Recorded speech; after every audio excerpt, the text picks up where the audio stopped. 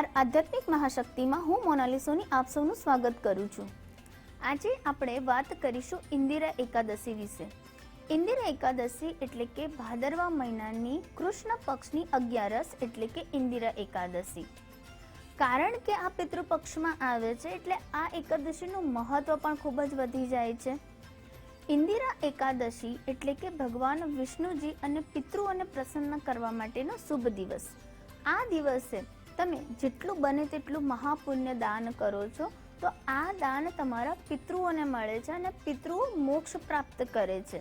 આપણા શાસ્ત્રોમાં વર્ણન છે કે આપણા જે પૂર્વજો છે તેમના દ્વારા ભૂલચૂક કોઈ પણ રીતે કોઈ એવું કર્મ કે કોઈ પણ એવું પાપ જો થઈ ગયું હોય જેના કારણે યમરાજા દ્વારા તેઓ દંડ ભોગવતા હોય, અલગ અલગ યોનિમાં ભટક્યા કરતા હોય, ત્યારે જો આ પવિત્ર ઇન્દિરા એકાદશીના દિવસે તમે એકાદશીનું વ્રત રાખી તે પુણ્ય તમે તમારા પૂર્વજોને અર્પણ કરો છો તો તેનાથી તેમને સ્વર્ગની પ્રાપ્તિ થાય છે, સાથે સાથે મોક્ષની પ્રાપ્તિ થાય છે।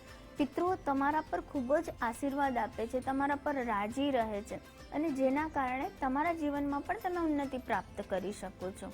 ભાદરવા મહિનાની આજે કૃષ્ણ પક્ષમાં આવતી ઇન્દિરા એકાદશી છે તેને પિતૃ એકાદશી તરીકે પણ ઓળખવામાં આવે છે, કારણ કે આ એકાદશીના દિવસે તમે જો પિતૃઓની પિંડદાન, તર્પણ વિધિ કે કોઈ પણ પ્રકારની પૂજા વિધિ કે તેમના નામથી કોઈ પણ દાન પુણ્ય કરો છો તો પણ પિતૃઓ તમારા પર હંમેશા પ્રસન્ન રહે છે અને પિતૃઓના આશીર્વાદથી તમારા ઘરમાં ધન, ધાન્ય અને બરકત રહેલાય છે। માટે પિતૃની જે એકાદશી છે તેનું મહત્વ પણ ખૂબ જ વધી જાય છે। ઇન્દિરા એકાદશીના દિવસે ભગવાન વિષ્ણુનું પૂજન કરવાનું ખૂબ જ મહત્વ દર્શાવવામાં આવ્યું છે અને સાથે સાથે ભગવાન વિષ્ણુનું વિધિવત પૂજન કર્યા બાદ તમે પિતૃઓને તમે તર્પણ આપો છો, પિતૃઓ માટે તમે પૂજા કરો છો તો પણ આ પવિત્ર એકાદશીનું મહત્વ અને પુણ્ય ખૂબ જ તમારા જીવનમાં વધી જાય છે। ઇન્દિરા એકાદશીના દિવસે ભગવાન શાલિગ્રામનું પૂજન કરવાનું પણ શાસ્ત્રોમાં વિધાન છે। સાથે સાથે એકાદશીના દિવસે તમે આંબળા, લીમડો, પીપળો અથવા તો તમે તુલસી એવી રીતે તમે જો કોઈ પણ વૃક્ષનું રોપણ કરો છો તો પણ તમારા પિતૃઓ તમારા પર હંમેશા પ્રસન્ન રહે છે।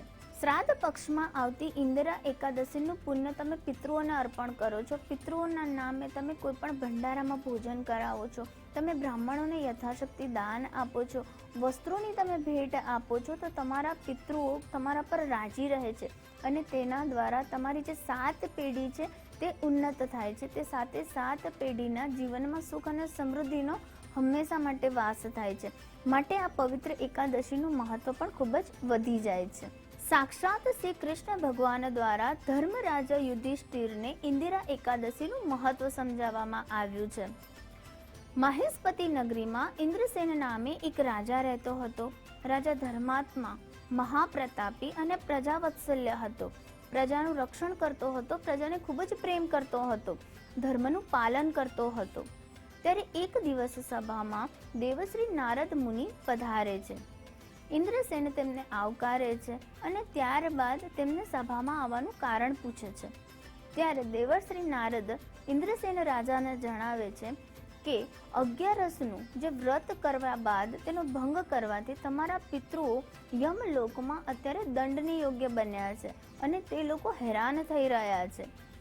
આ સાંભળી જે ઇન્દ્રસેન રાજા હતા ખૂબ જ વ્યાકુળ થઈ જાય છે, ખૂબ જ દુઃખી થઈ જાય છે અને ત્યારબાદ દેવશ્રી નારદ મુનિને તેઓ પૂછે છે કે હવે હું મારા પિતૃઓને કેવી રીતે મોક્ષ કરાવું, તેનું કોઈ વિધાન કે તેનો કોઈ ઉપાય મને સમજાવો।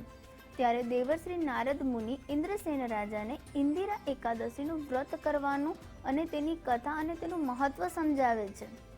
ત્યારબાદ જે ઇન્દ્રસેન રાજા છે તે ઇન્દિરા એકાદશી કરે છે અને તેનું પુણ્ય દ્વારા તેમના જે પિતૃઓ છે તેમને સ્વર્ગની પ્રાપ્તિ થાય છે, તેમના પિતૃઓને મોક્ષ પ્રાપ્તિ થાય છે। સાથે સાથે જે ઇન્દ્રસેન રાજા હતા તેમનું પણ ખૂબ જ કલ્યાણ થયું, તેમની પ્રજા પણ ખૂબ જ તેમનાથી ખુશ રહી અને ત્યારબાદ ઇન્દ્રસેન રાજાને પણ સ્વર્ગની પ્રાપ્તિ થઈ। પવિત્ર ઇન્દિરા એકાદશીનું વ્રત કરવા માટે તમારે સૂર્યોદય થતાની સાથે જાગીને તમારે સ્વચ્છ કપડાં પહેરવા જોઈએ।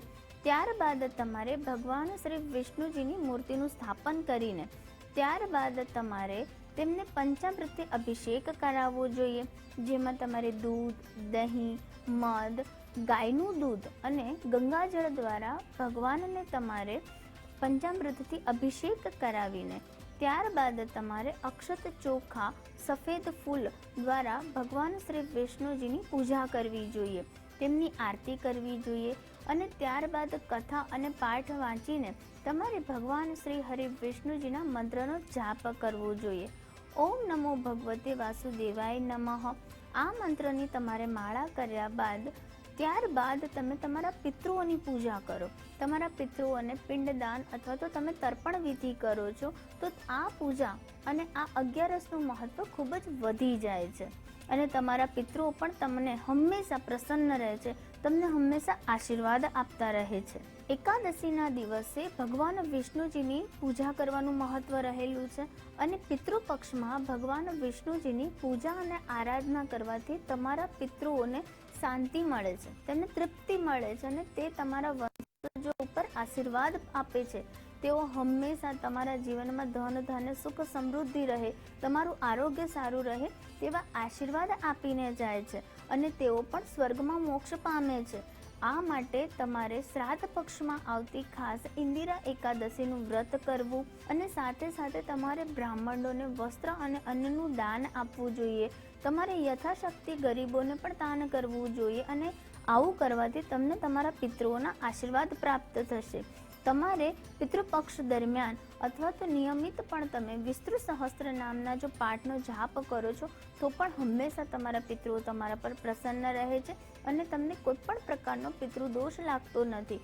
આવું કરવાથી તમારા પિતૃઓના 7 પેઢી સુધી તમને આશીર્વાદ મળે છે અને તેના દ્વારા તમારા જીવનમાં પણ સુખ અને સમૃદ્ધિ હંમેશા વાસ કરે છે. માટે પવિત્ર ઇન્દિરા એકાદશીના દિવસે તમે પણ પિતૃઓનું તર્પણ વિધિ કરો અને યથાશક્તિ દાન આપીને તમારા પિતૃઓના આશીર્વાદ મેળવો.